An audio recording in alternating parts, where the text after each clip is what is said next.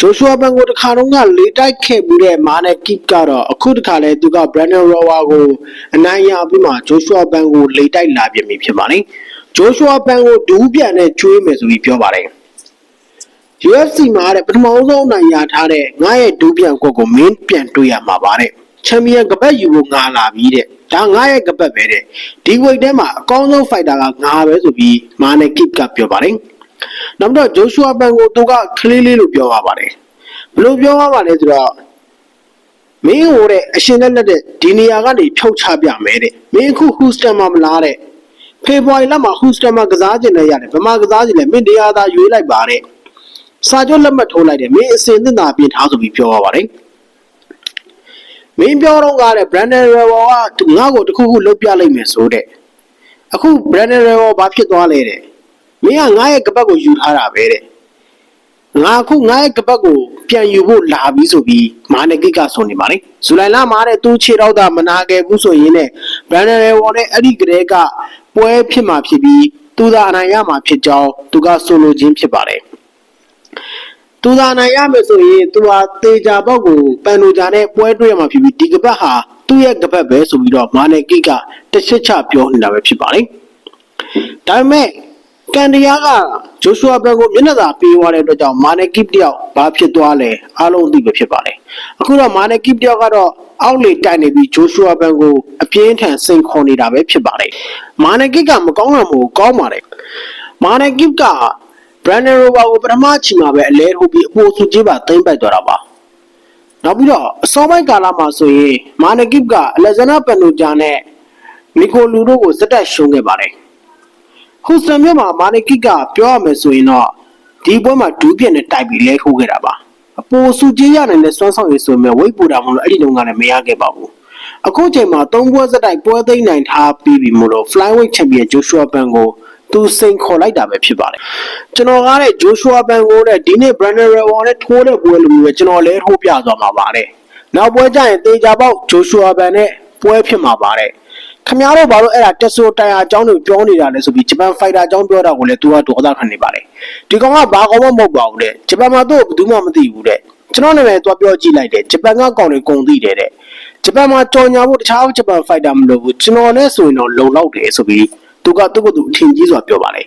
UFC ဖွဲ့စည်းကအရန်ကိုစီမံခန့်ခွဲမှုကောင်းတဲ့ဖွဲ့စည်းပါတက်ဆိုတိုင်ယာကိုယင်းနှိမ့်မြတ်နယ်မှာထားကျွန်တော်ကိုပဲယင်းနှိမ့်မြတ်နယ်မှာပါတယ်စဉ်းစားကြည့်လိုက်စမ်းပါတယ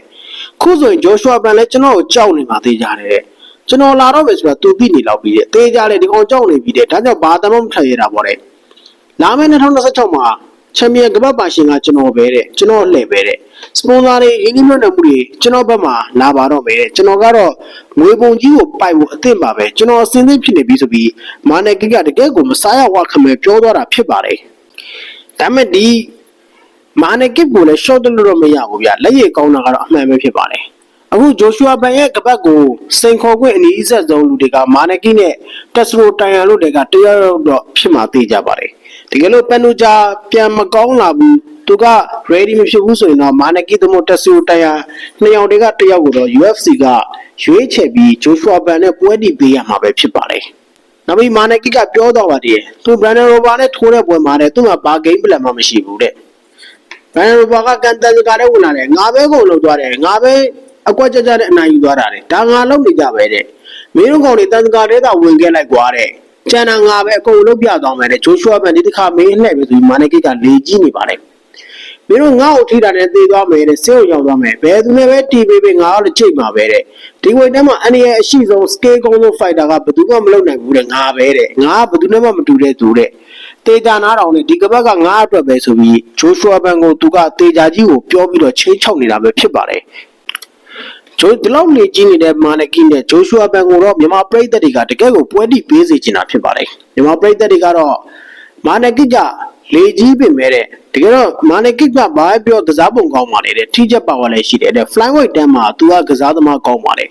သူထိုးခဲ့တဲ့ပွဲတွေလည်းကောင်းပါလေတဲ့ဒဏ်ပြဿနာကြောင့်ရုန်းကန်နေရလို့သာချန်ပီယံစိန်ခေါ်ခွင့်ရမယ်ခွင့်ရလွဲသွားခဲ့တာပါဒါပေမဲ့ Joshua Ban ကိုတော့မနိုင်လောက်သေးဘူးထင်ပါတယ်တဲ့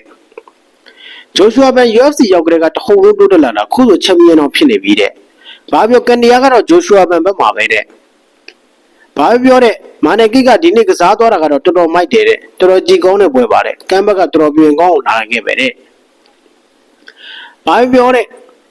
UFC Flyweight တန်းကတော့ Joshua Ben ချန်ပီယံဖြစ်လာတာနဲ့အရင်ကထက်ပွဲစုလာတာကတော့အမှန်တရားပဲဖြစ်ပါတယ်အရင်တော့ကဆိုရင်ပန်နိုဂျာကိုဘယ်သူမှမနိုင်လောက်ဘူးလို့ထင်တဲ့အချိန်မှာ Joshua Ben ကအမှောက်သိမ်းနေတာကလည်းအမှန်တရားပဲဖြစ်ပါတယ်မာနယ်ကစ်ကခုချိန်ထိ Joshua Ben ကိုမကျင်တတ်သေးတာကတော့အမှန်တရားပဲဖြစ်ပါလိမ့်မယ်တဲ့သူ့ရဲ့လွဲချုပ်မှုကြောင့်အဲ့ဒီနေရာမှာ Joshua Ben ကနေရာဝင်ယူသွားတာကိုသူကမကျင်တတ်တဲ့ပုံပါနဲ့မာနယ်ကစ်ကတကယ်ကောင်းတဲ့ fighter ပါဆိုပြီးပြည်သက်ချုပ်ကပြောပါတယ်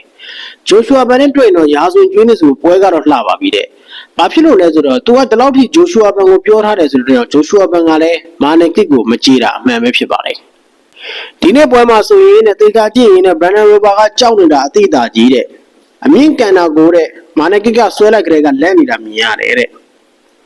အဲ့လိုမျိုးလေကြီးတဲ့ကောင်တွေကတဲ့တစ်ခါတော့ခံရပြီးရှက်ကွဲတာနဲ့လက်တာပဲတဲ့ပန်နိုဂျာကိုပဲကြီးတဲ့ Joshua Ben ကိုအေးစိမ့်နိုင်တယ်ပြောပြီးနောက်ဆုံးတော့သူရှက်ကွဲတာခုထိကောင်းတော့မထောင်နိုင်ဘူးတဲ့တချို့ပရိသတ်ကတော့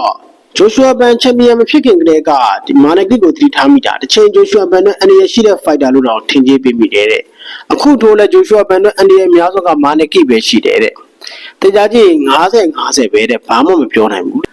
မာနယ်ကစ်ကလည်းတော်တော်ကောင်းတဲ့ကစားသမားပါတဲ့သူ့ပါဝါကိုလည်းဒီမနေ့မြင်တဲ့အတိုင်းပဲတဲ့ Joshua Ben အတွက်တော့ခက်ခဲတဲ့တံမဲ့တယောက်ပါတဲ့ဘာဖြစ်ပြော short တွက်လို့မရပါဘူးတဲ့မာနယ်ကစ်အနေနဲ့ပန်နိုဂျာထက်အရင် Joshua Ben နဲ့ပွဲတွေ့မလားဆိုတာတော့မပြောတတ်ပါဘူးဒါကတော့ UFC ဥက္ကဋ္ဌကြီးဒေနာဝိုက်ရဲ့သဘောထားပဲဖြစ်ပါတယ်အရင်တော့ကတော့ပြီးခဲ့တဲ့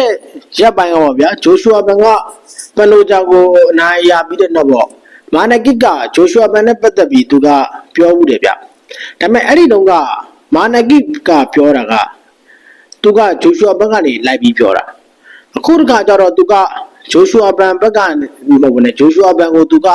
တကယ်ကိုမချစ်မနှက်နဲ့ပြောဆိုနေတဲ့ပုံစံကြီးပောက်သွားပါတယ်။သူပြောနေတဲ့ပုံကစိန်ခေါ်တာထက်ကိုပိုပြီးပြင်းထန်တဲ့စကားလုံးတွေကိုသုံးနှုံသွားတာဖြစ်ပါတယ်။ဒါဟာမာနယ်ကစ်ရဲ့စိတ်အတက်ကြောက်ကိုပြောပြတာပါ။ခေါင်းလေးကလောကတဲ့3ရက်လောက်ကဆိုပြီးတော့ဗျာသူကပန်နိုဂျာနဲ့ပွဲမှာ Joshua Ben ရဲ့ဒီချန်ပီယံကပတ်ရတာနဲ့ပတ်သက်ပြီးမေးတဲ့ခါမှာဘာပြောလဲဆိုတော့အဲ့ဒီညကတဲ့ဘသူကပိုကောင်းတဲ့ fighter လဲဆိုတာကျွန်တော်ဖြေမထုတ်နိုင်ခဲ့ဘူးတဲ့ Joshua Ben ကအတော့ငယ်ရွယ်တဲ့ခြာတိတ်ပါတဲ့ရောက်ဖို့ခက်ခဲလို့အောင်မြင်မှုမျိုးကိုရလိုက်တာပါတဲ့အခုမှသူပြောချင်တဲ့တိတ်ဘက်က Joshua Ben ကကန်ကောင်းလို့ရတဲ့ပုံမျိုးဖြစ်နေပါတယ် Flyweight တန်းမှာလည်းဒီလိုရွယ်တဲ့ချန်ပီယံဖြစ်ဖို့ကမလွယ်ပါဘူးတဲ့သူ့အသက်ကလည်း24ပဲရှိသေးတော့တဲ့ဒီလိုမျိုးအောင်ပွဲခံတာတွေကဖြစ်တတ်ပါတယ်တဲ့ဒီကိစ္စလေးလုံးနဲ့ပုံကြီးမချက်ချင်ပါနဲ့တဲ့နောက်ကျရင်သူလည်းပြန်စဉ်းစားကောင်းစဉ်းစားပြီးပါလိမ့်မယ်တဲ့ဘယ်လိုနိုင်ရနိုင်ဘယ်လိုရှုံးပေးလဲဆိုတာအဓိကမဟုတ်ပါဘူးတဲ့သူလိုချင်တဲ့ရတဲ့သူရသွားတာပဲလေတဲ့နောက်ဆုံးသတင်းလေးစံချိန်မတန်းတဲ့ Wikipedia မှာတဲ့ဘန်ကချန်ပီယံဆိုတာမျိုးပဲရေးသားကြတာပါတဲ့ပွဲမကြည့်ရတဲ့သူတွေကဘယ်လိုတွေဘာတွေဖြစ်သွားလဲဆိုတာနဲ့ဘယ်သူချန်ပီယံဖြစ်လဲဆိုတာပဲသိကျင်ကြမှာပါတဲ့အခုချန်ပီယံကဘက်က Joshua Ben စီမာဆိုပြီးပြောသွားပါတယ်အဲ့ဒီတော့ကတော့ Joshua Ben ကလက်ရှိချန်ပီယံဘာလို့ကောင်းကောင်းမပြောခဲ့ပေမဲ့အခုခါကျမှမာနယ်ကစ်ကနေပြီးတော့သူ့ရဲ့အတွင်းစိတ်ကိုဖော်ပြလာတာပဲဖြစ်ပါတယ်တချို့ကတော့ Joshua Ben နဲ့မာနယ်ကစ်ပန်နိုဂျာတစရိုတိုင်ယာသူတို့၃ယောက်ကိုအများဆုံးပွဲတီးပြီးတာထက်သေးကြတာတော့သူတို့၃ယောက်ကိုပဲအလှည့်ကျသူတို့ချင်းပဲပွဲတီးပြီးဖို့ကများတယ်လို့ဆိုပါတယ်။ဥပမာဆိုမာနယ်ကစ်နဲ့တစရိုတိုင်ယာကိုပွဲတီးပြီးဖို့များပါတယ်။ပန်နိုဂျာချင်းတွေကတော့လက်ရှိပန်နိုဂျာကတော့